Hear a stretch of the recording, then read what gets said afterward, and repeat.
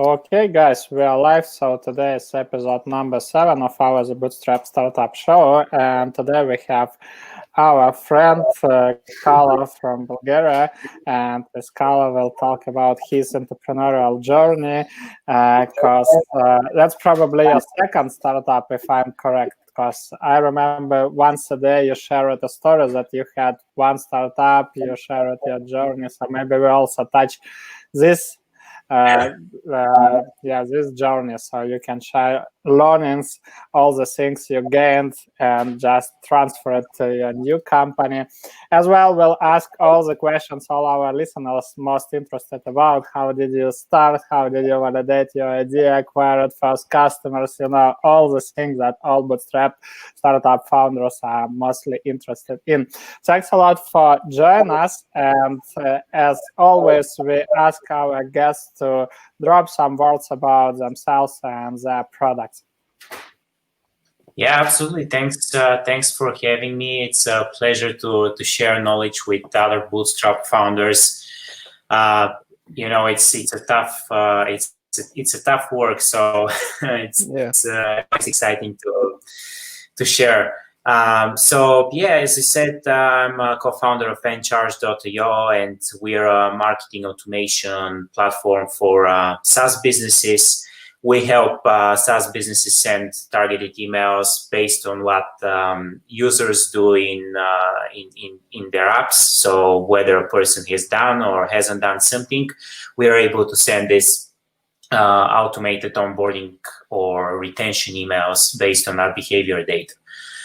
So that's in a nutshell what we do. And yeah, as you mentioned, at my previous company, I had a previous company called Hedrich, and we saw that one. I think 2018. Yeah. So that the previous company was in the lead generation space. We were helping people find leads for something like LinkedIn, but with emails and social media, so like a database of leads. So yeah. Awesome. I wanted to share with our listeners that Kalo also is onboarding expert, and he shared with us his ebook. So we are willing to share this ebook with those guys who will subscribe to our podcast. So you'll get it. You'll find the link under this video. We'll deliver this ebook to you, and we highly recommend to check Kalo's product. But before I'll do it, listen to the journey and behind the scenes of this product. And can you please share how many people? What is it? Team size nowadays? It's just me and my co-founder, so we are very early stage. We launched less than a year ago, so last summer. And we kind of prefer to keep it small because it's just, first of all, we don't want to be a huge company or anything of that sort. So hopefully we'll grow at some point, but right now it's just me and my co-founder, and eventually we get some freelancers helping us from time to time, but it's just me and my founder full time. Got it. Okay. I was always interested. Why did you decide to join the saturated market? Because you have lots of. I know that you differentiated your product, so it's tailored to software as a service companies, but still, lots of companies already had some solutions in their stacks, like Intercom. Maybe I know it maybe not the best solution for onboarding, but still. App queues, you got app queues, user pilot, Active Campaign, which is quite popular in SaaS market. So what led you to penetrate into this saturated market and start a new email marketing software? Right, yeah, absolutely. So we still have a lot of work to do in terms of the USPs and differentiating ourselves. But so I guess before Encharge, we kind of wanted to get into a less competitive space, so come up with a unique solution to a new problem.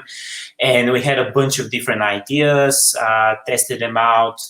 and nothing really took off. And at some point we were like, okay, so let's focus on something that already exists, like as a problem. And a saturated market means a huge market, a big demand for this type of solutions. And we were like, we want to work on something that first is something that we want to work on. So I'm a marketer, I have experience with SaaS companies.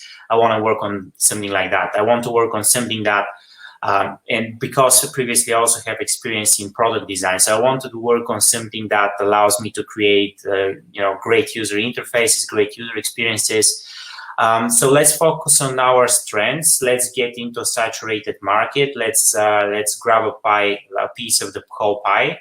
And since we're a bootstrap company, since we're small, and we don't have the ambitions to be like a unicorn or anything of that sort, we can find our way. So that was the initial thinking. And now at my previous company, Headrich, when we were setting our onboarding emails, we were using ActiveCampaign, and it was just really a big pain in the ass to all of the events data, all of the actions that when a user does something, you send him an email. So we were kind of like, let's try to solve this problem. We can do it better, and we can focus on this single thing. The other guys are just way too big. You have ActiveCampaign, you have I don't know what else, MailChimp, whatever. All this marketing, Intercom. They do like pretty much everything from chat to email to knowledge base. So let's focus on this single thing. Let's focus on emails for SaaS companies. Try to create a niche for ourselves. Well, it's I wouldn't say it's even a niche, because we also have competitors in that space as well. So it's saturated, but at least we won't be competing on like a broad horizontal product, and just focus on that vertical and try to target companies that are more or less like us. So SaaS companies, early stage, we know how to talk to these people. And that was our thought process with that. Great.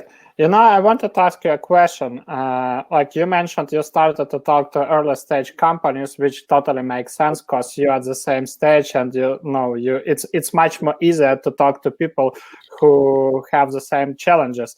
And right.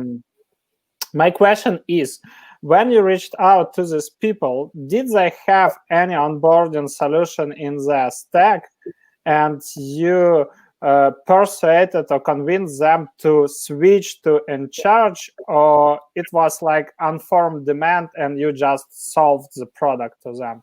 Yeah, good question. Yeah. Yeah, definitely, that's a good question. So first we started with like very, very small, like tiny indie hacker companies that are just starting out. And we found that they're not the right customer for us, because usually their problems are really at the top of the funnel. So they care about landing pages, getting people to see their website. So really that's initial traction. So they didn't care at all about emails, onboarding, conversion, and things like that.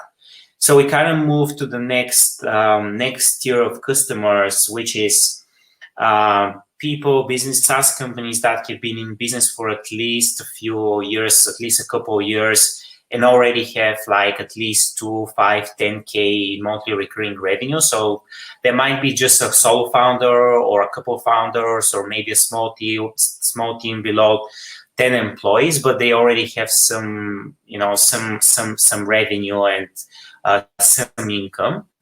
And so, when it comes to these people, and we also have a few bigger customers that are like 20, 30 people, but the majority are on the smaller side. So when it comes to that second tier of type of customers, we found that there are like, I'd say 3 types of people that use us. So they're the ones that have some kind of onboarding.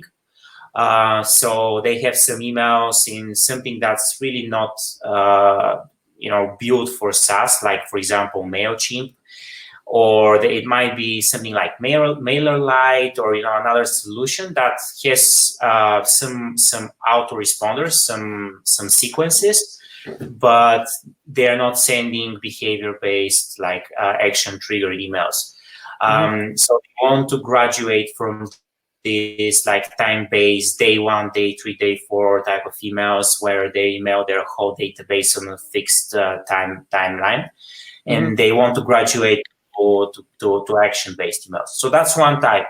Another type is we have people that use in-house solutions or development-oriented email tools like SendGrid, AWS, and if they have a team of few people that are not technical, the non-technical people usually say like, we need a solution that allows us to get into the emails and allow us to change the emails and view all these email automations ourselves without going to the developer, because obviously this is a bottleneck for them.